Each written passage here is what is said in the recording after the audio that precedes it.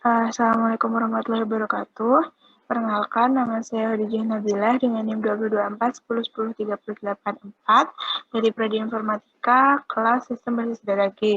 Jadi di sini saya ingin menjelaskan dari kasus 1 dan 2 pada modul 2 sebagai tugas dari Sistem Basis Data kelas G praktikum. Jadi yang pertama mengidentifikasi entity dan atribut. Jadi ini menemukan beberapa entity yang sebenarnya udah dilanjutkan dari penjelasan di modul. Di sini saya hanya melanjutkan ada nama entity lab. Jadi lab itu kategorinya benda nyata, terus deskripsinya menyimpan data mengenai keterangan lab. Kenapa kok dijadiin entity? Karena nama lab harus dicatat, soalnya ada berbagai macam lab, gitu. Jadi dia harus berdiri sendiri. Terus atributnya ada nama labnya, ID labnya, terus sama deskripsi lab apa, kayak gitu. Terus keterangan terdapat banyak lab, maka diperlukan keterangan nama lab dan deskripsinya. Jadi harus detail gitu. Lalu nama entity, ada nama entity kepala lab. Jadi kepala lab ini masih nyata kan manusia. Terus di dalam entity ini menyimpan data-data mengenai kepala lab. Terus perlu dicatat, kenapa? Karena ketika ada peminjaman itu barang perlu persetujuan kepala lab kan. Kepala labnya itu terdiri banyak dosen juga, jadi harus jelas kepala labnya itu siapa, dosennya siapa, terus dengan atribut nama NIP-nya itu juga apa gitu kan.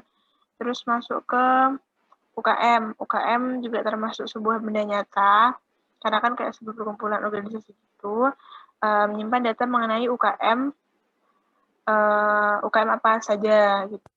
UKM apa. Terus data UKM juga harus dicatat karena berkaitan dengan kegiatan yang akan dilakukan nantinya. Jadi kalau misalnya nanti ada kegiatan kan tentunya itu dari UKM mana gitu kan harus jelas. Terus atribut nama UKM, terus ID sama deskripsi dari UKM. UKM-nya itu bergerak di bidang apa dan segala macamnya. Lalu perlu adanya UKM serta deskripsi karena terdapat banyak UKM. Jadi supaya tidak terbalik gitu. Terus juga diperlukan ID karena nama UKM bisa jadi sama, terus bisa berubah juga. Jadi menghindari redundant dan multi value. Lanjut ke bagian kegiatan. Kegiatan itu masuk ke dalam entity karena dia itu suatu peristiwa. Jadi menyimpan data mengenai kegiatan yang akan dilakukan, mulai dari tanggal kegiatannya, deskripsi kegiatannya itu mengenai apa, kayak gitu. Lalu kegiatan harus dicatat karena merupakan suatu peristiwa yang memiliki beberapa atribut dan dibutuhkan nantinya jika ingin meminjam barang di lab. Jadi masuk ke business process. Kalau business process itu lalu selanjutnya peminjaman, dia juga masuk ke dalam kategori peristiwa juga, makanya masuk ke entity. Dan peminjaman ini juga harus dicatat karena berkaitan dengan business process. Terus kan nanti ada kayak barang yang dipinjam dan dikembalikan gitu, jadi benar-benar butuh dicatat. Terus atributnya ada tanggal peminjaman, tanggal pengembalian, ID-nya, jadi kayak ID peminjaman misalnya 1 sampai sekian, terus status barang yang udah dipinjam itu. Terus lanjut ke keterangan, data peminjam harus jelas agar menghindari kesalahan dan kerusakan yang tidak diinginkan dari barang itu. Terus selanjutnya ada perwakilan UKM. Perwakilan UKM ini perlu dicatat karena ketika suatu UKM ingin meminjam barang dari lab, dia masuk ke dalam benda nyata, terus menyimpan data mengenai perwakilan UKM. Jadi kalau misalnya ada mau minjam barang kan harus jelas perwakilan UKM-nya itu siapa namanya dengan NIM-nya juga. Terus ya harus jelas gitu. Jadi kalau misalnya ada kenapa-napa di belakang itu bisa menghubungi siapa gitu. Terus asisten lab ini karena manusia juga termasuk ke benda nyata. Jadi menyimpan data mengenai nama asisten, NIM asisten gitu. Perlu karena ketika nanti ada peminjaman juga masuknya itu ke asisten juga. Jadi yang meminjamkan lah seperti itu. Terus lanjut. Pada nomor 2, identifikasi entity dan multi-value attribute dan redundant attribute. Nah, jadi kan tadi di bagian barang itu kan ada jenis barang. Nah, sedangkan jenis barang ini dia bisa multi-value attribute karena kan jenis barang itu ada banyak. Ada kayak misalnya jenis barang A, B, C dan satu barang itu bisa jadi satu jenis barang itu bisa jadi dari barang gitu. Jadi kalau misalnya dia menjadi suatu atribut itu nggak bisa, jadi harus dijadikan suatu entity tersendiri. Jadi nama entitinya jenis barang, kategorinya ke benda abstrak, terus menyimpan data tentang jenis barang yang dimiliki lab. Alasan kenapa dimasukkan ke entity karena barangnya redundan, sehingga bisa menjadi entity tersendiri. Redundan itu bagaimana? Jadi kalau misalnya nanti ada suatu barang dengan jenis barang, nanti kalau misalnya jenis barangnya diubah, nanti bisa mengubah semuanya. Nah, itu kan tidak boleh. Maka dia itu redundan. Terus itu ada nama jenis barangnya itu, terus sama deskripsi. Jadi dari barang itu. Terus habis setelah jenis barang menjadi entity, atribut ini dihapus. Jadi ini sudah jenis barang itu sudah masuk menjadi suatu entity. Terus nomor 3, catat atribut yang tidak bisa dimasukkan ke yang ada. Nah, tadi kan ada status di atas atribut status. Nah, sebenarnya atribut status itu tidak bisa ada. Soalnya dia abstrak juga, masuk ke benda abstrak. Nah, kenapa aku nggak bisa jadiin atribut?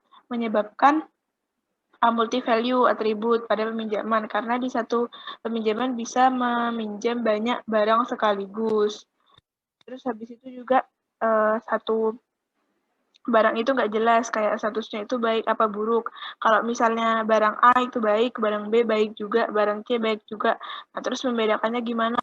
Jadi emang harus berdiri sendiri dan dia menjadi sebuah entity gitu. Jadi sebuah entity dan kategorinya itu benda abstrak diri sendiri. Lalu masuk ke bagian nomor 4, bagian yang UID, penentuan primary UID sama secondary UID, terus sama artificial sama naturalnya. Nah, yang pertama barang itu nomor seri, udah ada natural. Terus masuknya ke primary. Habis itu ada lab. Lab itu ada ID lab sama nama lab. Nama lab kan udah ada. Nah, ID lab ini dibuat supaya takutnya nanti ada nama-nama yang mungkin sama. Jadi dari itu aja. Jadi makanya ada ID lab juga biar lebih memudahkan pendataan juga. Nah, itu makanya masuk artificial. Terus kepala lab tentunya NIP-nya ya. Natural. Habis itu ada ID UKM sama nama UKM-nya. Nah, ID UKM ini sebelumnya nggak ada, tapi dibuat aja untuk memudahkan juga. Ya, dia artificial gitu. Terus habis itu ada ID kegiatannya. Terus habis itu peminjaman, ID peminjaman dia masuk artificial, primary. Artificial kalau emang sebelumnya belum ada, terus dibuat gitu. Terus perwakilan UKM perlu NIM, asisten juga NIM. Natural, habis itu status. Nah, statusnya kan tadi belum ada. Karena dia tidak bisa jadiin atribut, dia harus jadiin entity tersendiri. Jadi dia mau nggak mau juga. Nah, UID-nya ini dibuat dengan ID status, namanya ID status. Masuk ke artificial, terus dia masuk ke primary UID. Terus ada jenis barang sama ID jenisnya. Nah, ada 2. Karena yang lebih kuat emang ID gitu, maksudnya yang lebih memudahkan untuk pendataan juga. Makanya dia lebih ke primary, bukan secondary gitu. Nah, yang selanjutnya relationship-nya. Nah, relationship-nya ini yang saya warnain biru tua ini berarti ada relationship. Kayak lab sama barang. Karena kan di suatu lab itu ada banyak barang. Nah, di suatu lab itu kan juga perlu pendataan, ada barang apa saja di situ. Terus kepala lab sama lab ya pastinya nanti namanya apa, dikepalai sama siapa itu juga harus jelas. Terus ketika peminjaman, ya kan yang dipinjam barang, pastinya ada relationship-nya. Terus peminjaman sama lab, ya kan minjem barang. Jadi ada relationship-nya. Terus kegiatan UKM juga pastinya, karena kegiatan dari mana lagi kan, bukan UKM. Terus habis itu peminjaman sama kegiatan. Jadi kan minjemnya itu dalam rangka kegiatan apa, Terus habis itu perwakilan UKM sama UKM ya kaitan kan, karena UKM itu ketika meminjam barang perlu suatu perwakilan UKM gitu kan. Terus habis itu asisten sama lab, terus asisten sama kepala lab itu juga. Terus statusnya kan status barang, jenis barang sama barang itu pasti relationship juga. Jenis barang sama kegiatan sama peminjaman perlu. Habis itu status sama peminjamannya nanti waktu pinjam sama setelah pinjam tuh kondisinya baik apa buruk, perwakilan UKM gitu. Terus sama jenis barang sama status. Lalu masuk ke studi kasus 2 yaitu bengkel. Nah, jadi di sini saya mengidentifikasi ada 5 entity. Yang pertama bengkel, dia masuk ke dalam benda nyata. Jadi menyimpan data mengenai informasi lengkap bengkel. Kenapa kok dimasukkan entity? Nah, data yang terdapat di bengkel itu perlu dicatat, mulai dari barang-barangnya itu apa aja, nama bengkelnya apa, nomor teleponnya apa, dan segala macam. Intinya identitas dari si bengkel itu gitu. Nah, lanjut ke barang. Barang itu juga termasuk benda nyata. Data lengkap barang yang nantinya akan digunakan untuk memperbaiki kendaraan. Jadi nama-nama barangnya itu apa aja, terus kode-kode barangnya, jenis barangnya, harganya, itu juga diperlukan.